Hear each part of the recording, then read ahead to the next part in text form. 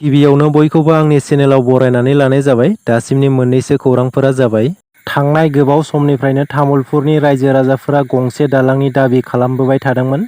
बे दाबिखौ सुफुंनो थाखायनो रायजो राजाफोरनि दाबि खालामनाय बे दालांखौ तामुलपुरनिफ्राय दमदमा बरमा मुसलपुर फारसे थांनाय जाथालुक सुन्दरपारायाव थानाय फाग्लादिया दैमानि सायाव बे दालांखौ लुफुंनाय जायो।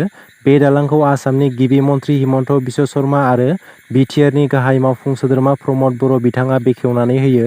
मख'नो गोनांदि 30 कौटि रां बाहायनानै फ्राय 200 मिटार गोलावनि बे दालांखौ लुफुंनाय जादों। बेजों लोगोसेनो बिटिआर ओनसोलाव जौगाथायनि मानदान्दाखौ बांहोनो आरो गेलेनाय बिथिङाव दावगानाय लाबोनो थाखाय तामुलपुर जिल्लायाव 42 कौटि रांनि जिल्ला स्टेडियाम बानायगोन होननानै गिबि मन्थ्रि हिमन्त बिश्व शर्मा बिथाङा फोसावनानै होयो।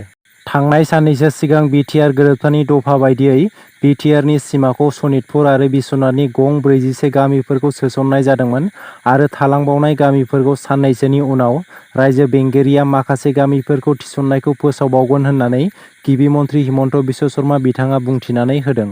17 बोसोर बिपिएफनि खुंथाय समाव क'क्राझाराव फैनो गोबां सुबुंफोरा गियोमोन आरो बेजों लोगोसे फरायसा फरायसुलिफोरा मोजां सोलोंथाइ लानो थाखाय गुबुन गुबुन जायगाफोरनिफ्राय फैनो गियोमोन।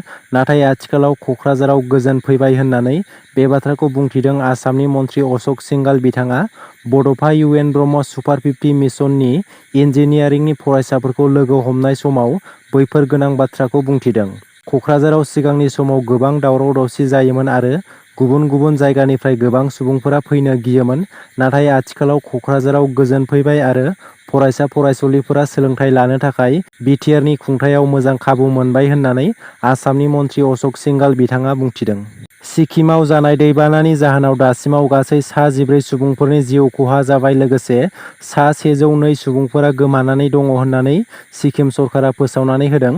बे सा 102 गोमानाय सुबुंफोरनि गेजेराव सा 23 सुबुंफोरा रौनिया हान्जानि सोद्रोमाफोर होननानै मिथिनो मोननाय जादों।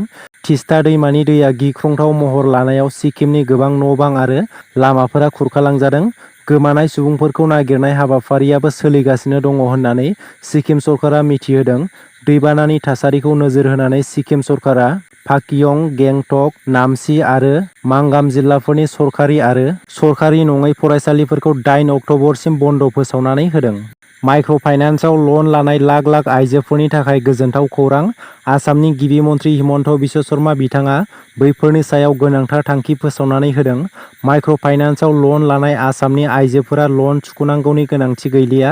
लन लानाय आइजोफोरनि लनखौ सुख'नानै होगोन होननानै फोसावदों गिबि मन्थ्रि बिथाङा।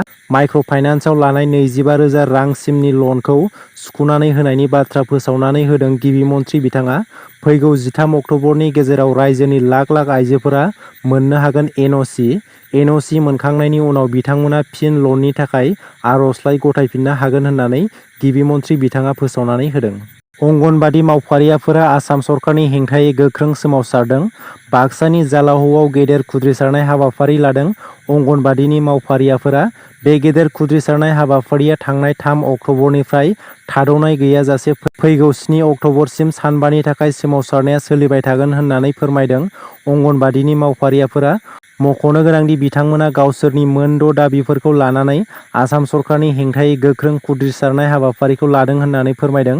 बिथांमोननि दाबि बायदिब्ला अंगनबादिनि मावथिफोरखौ थाबैनो अरायथा खालामनांगौ, बेथनखौ नांगौबादि खालामनानै होनांगौ, पेन्सनफोरखौ थाबैनो सरकारा मावफुंनानै होनांगौ बायदि बायदि दाबिफोरखौ लानानै सोमावसारदों। थांनाय माखासे सान सिगांनिफ्रायनो आयेन बेरेखा उन्दै हिनजावसा जुलि खालामनाय फिसायफोरखौ हमनाय हाबाफारिखौ आसाम सरकारा लानाय जादोंमोन। बेनि गेजेराव गोबां आयेन बेरेखा फिसायफोरा हमजानो गोनां जादोंमोन। बेनि साननैसो उनाव आयेन बेरेखा उन्दै हिनजावसा जुलि खालामग्रा फिसायफोरखौ हमनाय हाबाफारिखौ दोनथ'दोंमोन। नाथाय फिन आरोबाव पार्ट 2 हिसाबै बे हाबाफारिखौ आसाम सरकारा लाफिननाय जाबाय।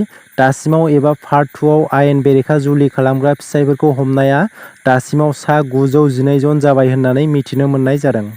जफादं गोजौ फरायसालियाव जादों मोनसे दुखुनांथाव जाथाय। फरायसालिनि आइजेंफोरखौ सिखावआ लानानै थांदों। माखासे आइजें-आइलाफोरखौ सिखावआ लांनो हायैनि थाखाय गाज्रि खालामनानै गालांदों। हरनि खाबुखौ लाना सिखावआ डिजिटेल स्मार्ट थाखो खथानि बेटारिखौ खावना लांनायजों लोगोसे बायदि बायदि आइजें आइलाफोरखौ गाज्रि खालामना गालांदों। बाक्सा जिल्लानि बरबरि पुलिस थानानि बेन्दोंआव थानाय जफादं गोजौ फरायसालियाव बे दुखुनांथाव जाथाया सोमजिदों। बे जाथायनि सायाव गाहाय फोरोंगिरिया पुलिसनो खौरां हरनाय जादों होननानै मिथिहोदों।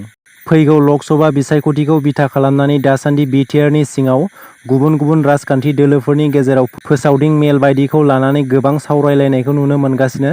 बेबादि समनि गेजेरावनो इउपिपिएल आरो बिजेपि बे मोननै दोलोआ क'क्राझार जिल्लायाव बबे दोलोआ बिजाथि फसंगोन बेनि सायाव दासिमबो रोखा नङाब्लाबो थांनाय समनि बाथ्राखौ नोजोर होयोब्ला एबा आसामनि गुबुन सासे केबिनेट मन्थ्रि जयन्त मल्ल बरुवानि बाथ्राखौ नोजोर होयोब्ला इउपिपिएल दोलोनिफ्रायनो क'क्राझार लकसभा बियाबाव बिजाथि फसंगोना रोखा।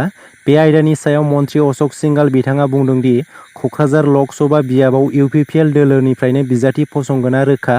क'क्राझार लकसभा बियाबाव जथाय दोलोनि जायखिजाया बिजाथियानो गासै 2 लाख भटनि फारागथियाव देरहानो हागोन होननानै मन्थ्रि अशक सिंघाल बिथाङा बुंथिदों। दासिमनि मोननैसो गोनां खौरांफोरा बेनोमोन। गोजोन्थों।